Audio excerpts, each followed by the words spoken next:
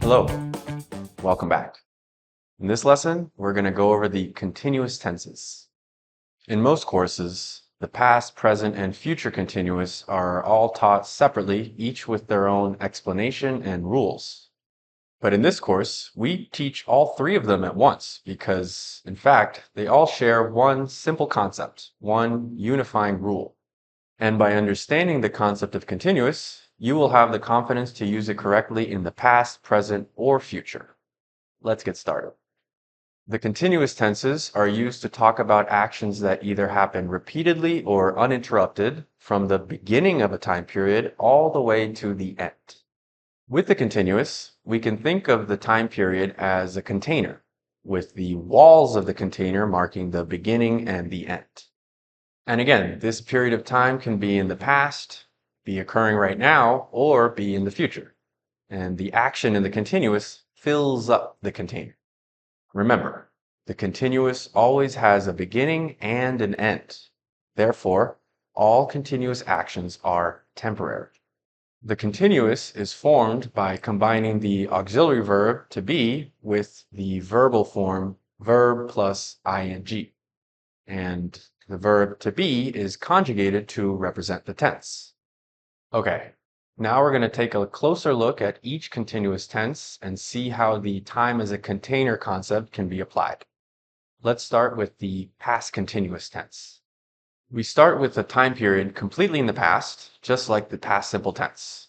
For example, yesterday or last week.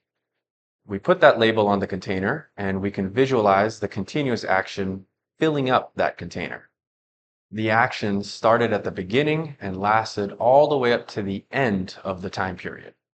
For example, I was working yesterday, meaning all day, or he was traveling last week, meaning all week long. Let's take a look at some more examples. I was working from home last year. He was attending a conference last week. We were meeting with clients in the office from 9 a.m. to 3 p.m. With the container, we can clearly see how the time marks the beginning and the end of the continuous action.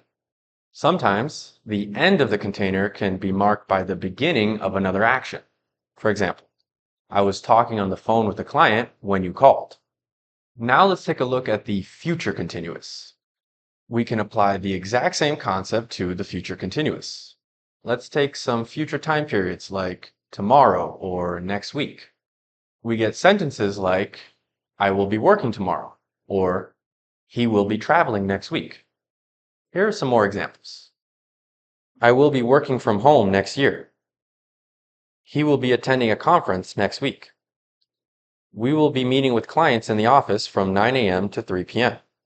Let's take a look at an example where we might need to demonstrate that an action will take up an entire time period. If you invited me to attend a presentation next week and I said that next week I will be traveling, I'm saying I can't come because all of next week is taken up by the trip. It's easy to understand the container concept when the time period is in the past or the future because the beginning and end points are clearly defined. But what happens when we try to apply this to the present? Let's take a look.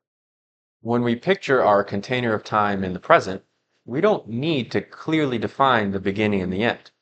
We just know that they exist and that the present moment is somewhere in the middle. Let's take a look at some examples. I am working on the report. He is attending a meeting. We are receiving the clients in the office. Just to note, we can define the beginning and end of a present continuous action, such as I am working from 9 to 6, or he is attending meetings all day. The present continuous tense is used to talk about actions that are temporarily happening at the present.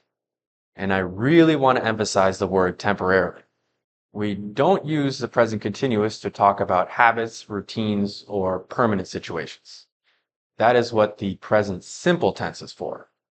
This is why it's incorrect to say, I am working at so-and-so company in your LinkedIn profile, or I am living in such and such city when introducing ourselves. Because if we do this, then we're stating that this action is temporary and it definitely will end at some point in the future.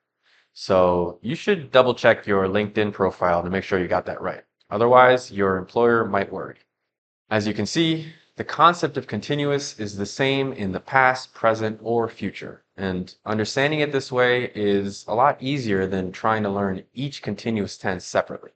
And that's our first look at the continuous. In this lesson subtopic, we will go further and explain how we can take this concept and apply it to the perfect tenses. And that's it for this video. In the next video, we're going to start our look at conditionals. I'll see you there.